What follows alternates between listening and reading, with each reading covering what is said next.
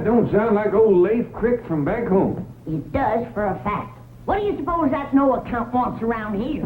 We'll soon find out. Just doggone it, you come out here and let me in. Leif! Jed! Well, this is a surprise. Granny, you little old boss of you!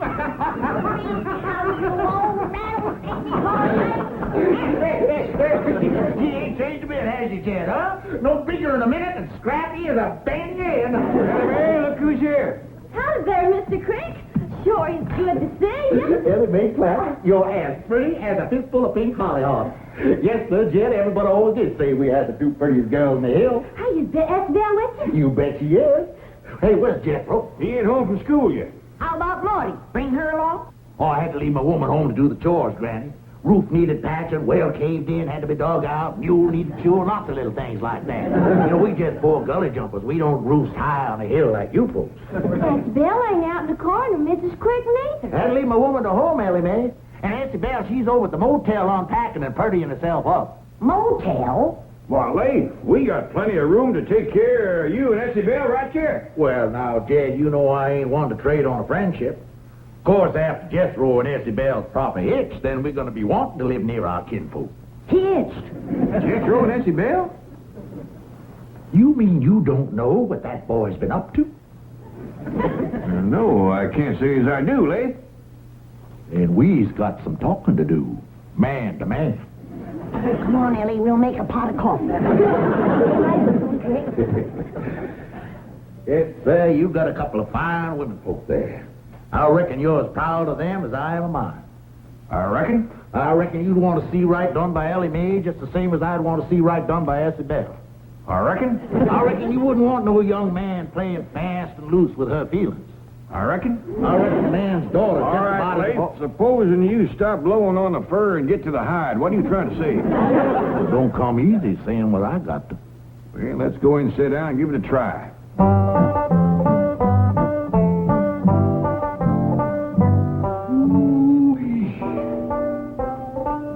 You got yourself a regular palace here. You got... Oh, I better take off my cloth off. I don't want to get you fancy coffee, old Just leave everything on, Leif, and sit down and speak your piece.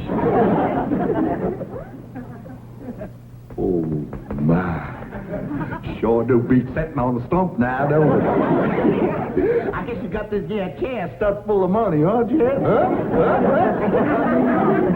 Yeah, Leif. Now, about Jethro and Essie Bell. Well, to speak plain out, your Jethro done grabbed a hold to my Essie Bell's heart. I don't recall Jethro mentioning Essie Bell's name since way last summer when she won that beauty contest. That's when it happened. What happened? This happened. Love letters wrote by your Jethro to my Essie Bell. Love letter? Steaming hot love letters. Someday I gotta have a long talk with that boy. Let me see the letters. Jeb, I hadn't better. You having a pretty, sweet, innocent young daughter of your own, you might just anger up to the point where you'd hurt that boy. Jethro got out of line, did he? Well, I wouldn't exactly call it getting out of line, providing his intentions is honorable. These letters was wrote way last summer. How come you just getting here? Well, now, I ain't a wallering in money like you, Jeb. I had to scrimp and save to get to where I could afford to make the trip. Why, I'm a poor man. Only treasure I got's my little Essie Bell. All right, Leif. Not knowing what Jethro wrote, it's hard for me to speak. But I know he'll want to do the right thing, and I'll see that he does. Spoke like a true hillman. Why, I said to Morty before I left, I said, dry your eyes, Morty. Jed Clampett's a man of honor. I says he'll see that Jethro does the right thing by our Essie Bell. And I will, too, Leif. You can count on it. Yes, sir, Jed, you sure got yourself a pal. I expect you got more money than a pig has runs. We's eating regular. I expect a generous man like you's aiming to settle a heap of that honey on Jethro when he gets married. Him being almost like a son to you and all. Don't count your chickens before the hatch, Leif Crick. I want to hear Jethro's side of this first. Oh, you're a good man, Jed. Fair. Like I said to Essie Bell, I said, Dry your eyes, honey. Jed Clampett's a fair man. He's going to do the fair thing. He's going to see you married fair and proper to Jethro. And like I said to you, Leif,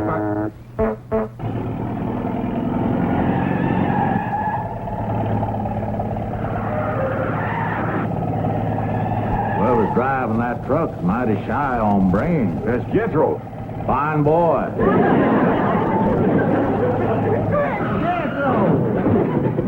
Just go meet Daddy, boy. Jethro, Leif here says that last summer you wrote some love letters to his daughter, Essie. Love letters? Why, it ain't nothing to be ashamed of, son. Most natural thing in the world for a handsome boy like you to write letters to a beautiful girl like Isabel. Them was fine letters, too. You should be proud on them. Well, thank you. How come she never answered them? Well, son, right after she won that beauty contest, she must have got hundreds of letters like yours, proposing marriage and things.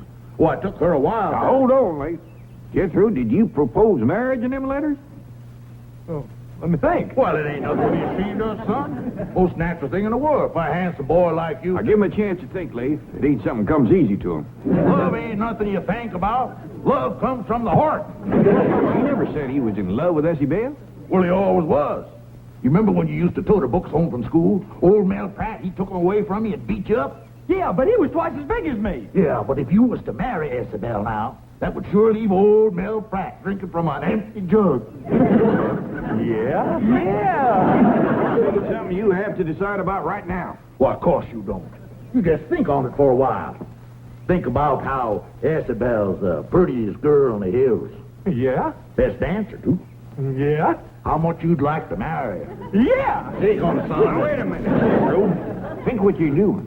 You sure you're ready to support a wife? Could be you'd have to quit school. Well, hot diggity dogs, and I'm ready.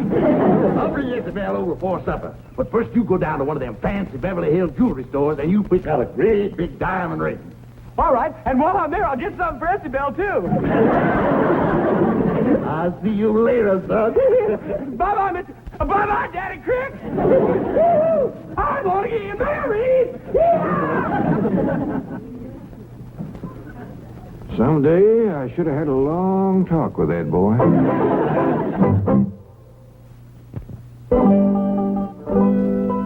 Oh, come on, Jed. Cheer up. Maybe Essie Bell will make a good wife for Jethro. That boy ain't ready to get married, Granny. He just don't know what it's all about. He's a heap smarter than you give him credit for. Why, he's halfway through the 6th grade. And at his age, too. Grant you, he's smart at book learning, but when it comes to knowing about life... Hey, Granny, are you going to dance at my wedding? And show them their pretty ankles of yarn? Now, you listen to me, boy. Getting married is nothing to fun about. Now, are you sure you're ready to give Essie Bell Crick your name? Yeah, if she wants it. Jethro seems like a right poor name for a girl. See what I mean, Granny? Different needs ready to help pick out your ring, Jethro. Now, Elly, me, I don't reckon a jewelry store is the best place for this little feller. He's right giving a picking up things and swallowing them. See what you mean, Paul. Skipper, you stay here. Why, if you was to eat some of them diamond rings, they'd give you the stomach ache.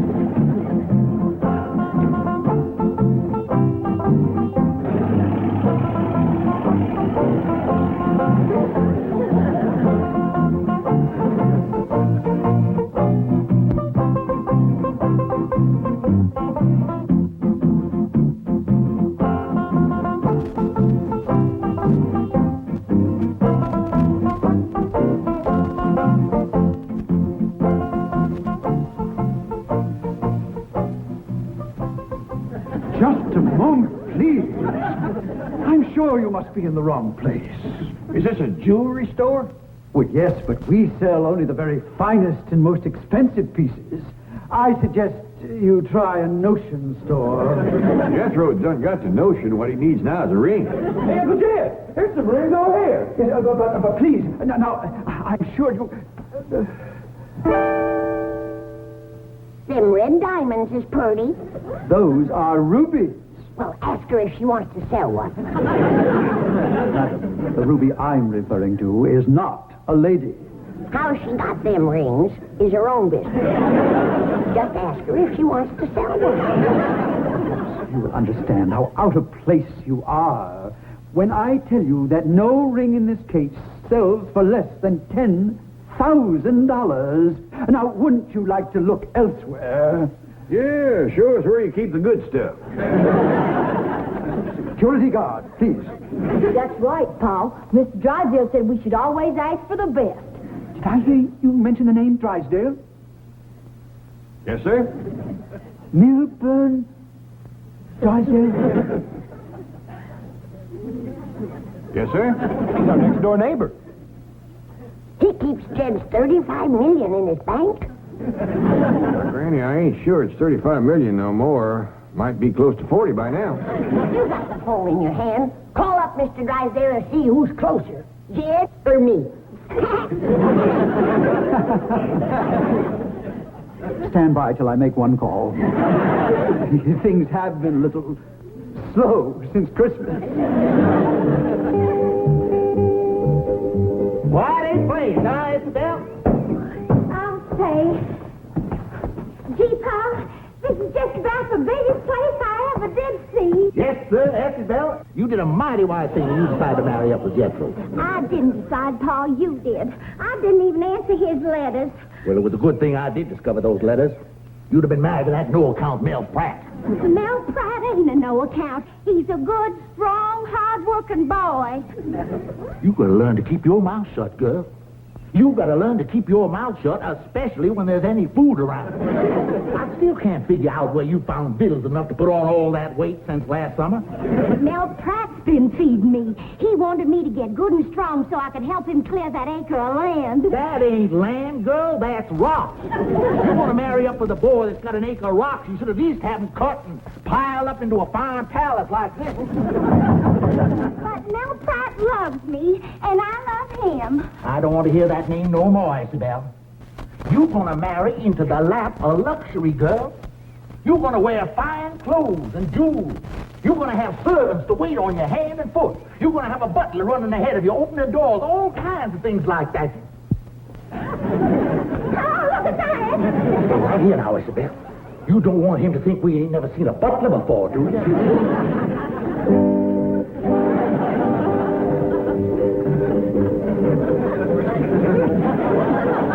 I do hope you'll tell Mr. Drysdale how well we have treated you here. Oh, here we are. Now, this is the engagement ring. Thank you. You might, in a subtle way, of course, let the bride know that she is getting 10 perfect carats. Well, that's mighty nice of you. Nice, my foot. After the money you spent, he could at least send her a smoked ham. And here are Madame's lovely necklace and earrings. How many carats did I hit? About 50. But of course, they're not perfect. Well, in that case, I'll take turnips.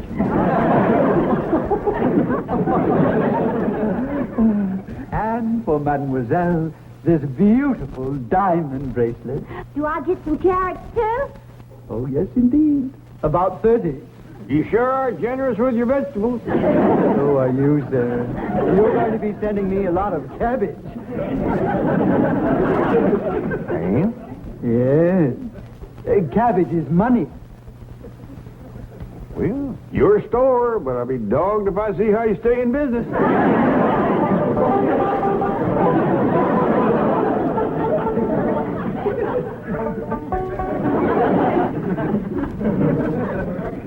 You know something, Paul? I think that there butler's nothing but a monkey. You ever see a monkey playing a piano? No, sir. Now, you just hush up, girl, and let me do the talking. Mr. Butler, that's mighty fine music.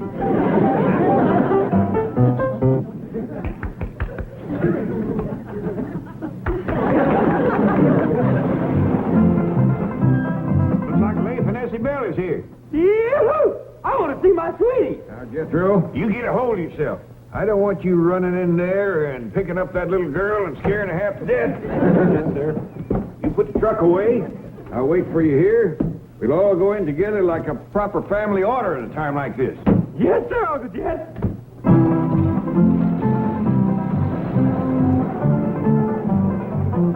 Don't be too hard on him, Jed. Now that I think back, he must be desperate in love. What makes you think so? For the past week, he ain't at his supper. For Jethro, that's desperate. That boy will eat anything that don't bite him first. Who's that a-coming, Pa? Looks like that Beverly Caterers. Yeah, the young widow that cooks for folks.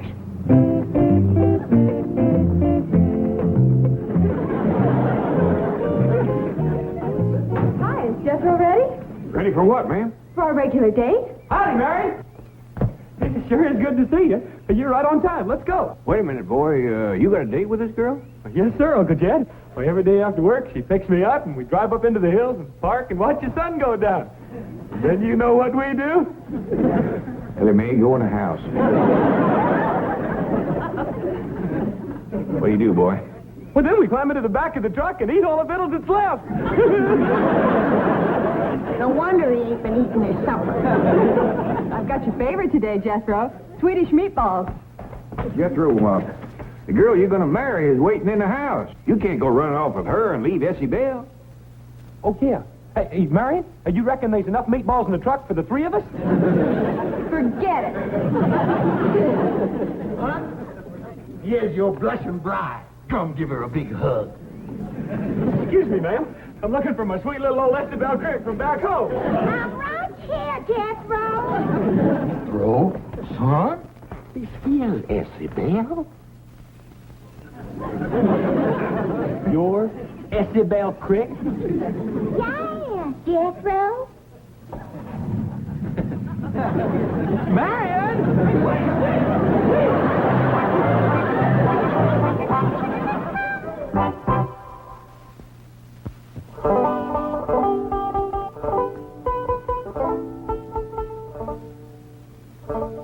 Essie Bell, I hope you ain't taking this too hard. I know it's hard for you to talk at a time like this. I understand, so you just listen. First off, I want you to know that we's getting Jethro back for you. Ellie's cut across the hill, and your pa's took out after him in his car with Granny riding shotgun. Now, I don't excuse the boy for what he done, but you have changed a mite since he seen you last. Filled out, you might say. Jethro, he's got kind of used to these puny city girls.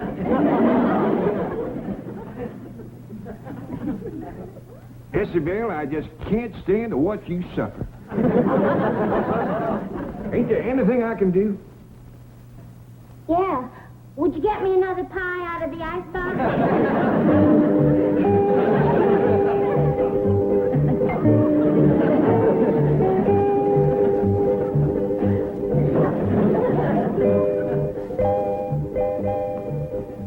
There you are. Thank you. Want some? No, not right now. You don't appear to be too unhappy. Oh, heck no. I like pumpkin pie as well as apple. I mean, about Jethro running off. Mr. Clampett, if I told you something, would you promise not to tell Pa that I told? 'Cause he told me not to tell you. And if you tell him I told, well, there just ain't no telling what he might do. Near as I can sort out the tails and the tolls, I think I can promise. It ain't Jethro I'm in love with. It's big old Mel Pratt back home. Well, now, tell me more of what your pa told you not to tell.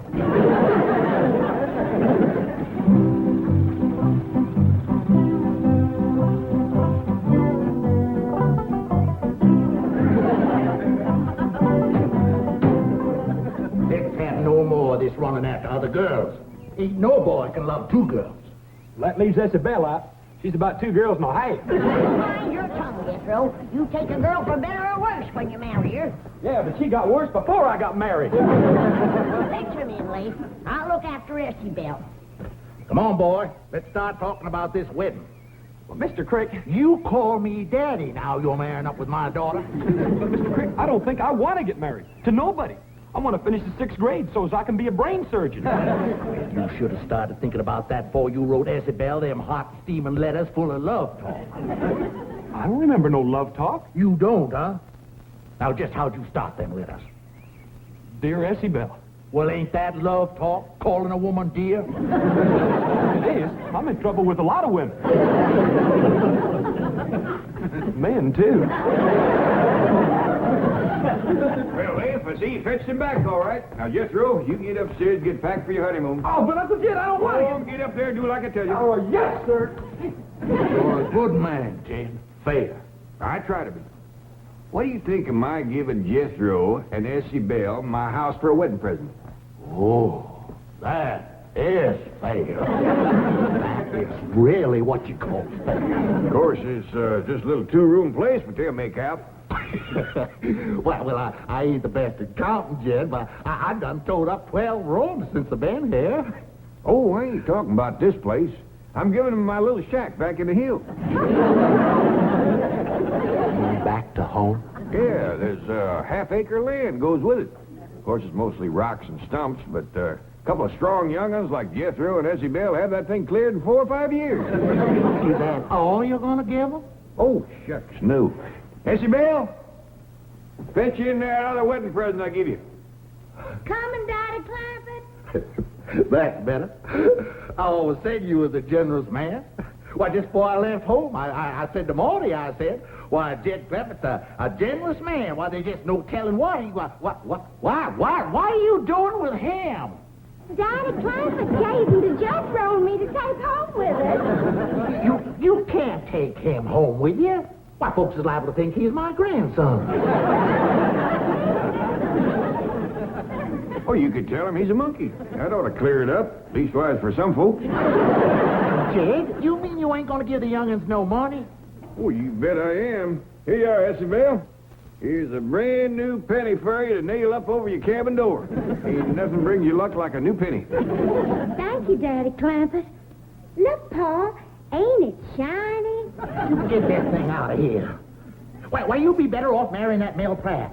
He's got a whole acre and a nice cabin, and he's got a sow with a litter of pigs. Now, just a minute there, Leif. Essie Bell was promised to Jethro. While we're on that subject, let's have a look at her dowry. I ain't got no dowry, Daddy Clampett. Here, you don't want Jethro marrying no girl without a dowry. Now, Mel Pratt, he don't care. He'll take a dowry or no dowry. How soon's the wedding? I'm all ready to dance. Ain't gonna be no wedding, Granny. I'm taking my Essie out of here. Come on, Isabel. Now, just a doggone minute. I got all dressed up to have a wedding dance. Now, let's have it. But she's gonna marry Mel Pratt. Don't bother me with details. Let's get on with the wedding dance.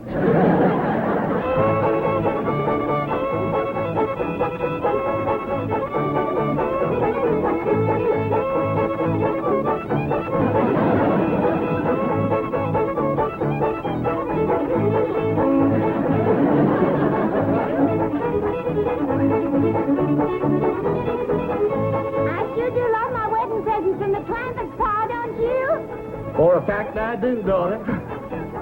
Always said you was a generous man, Jed. Forget it, Leif. All it's going to cost me is some cabbage.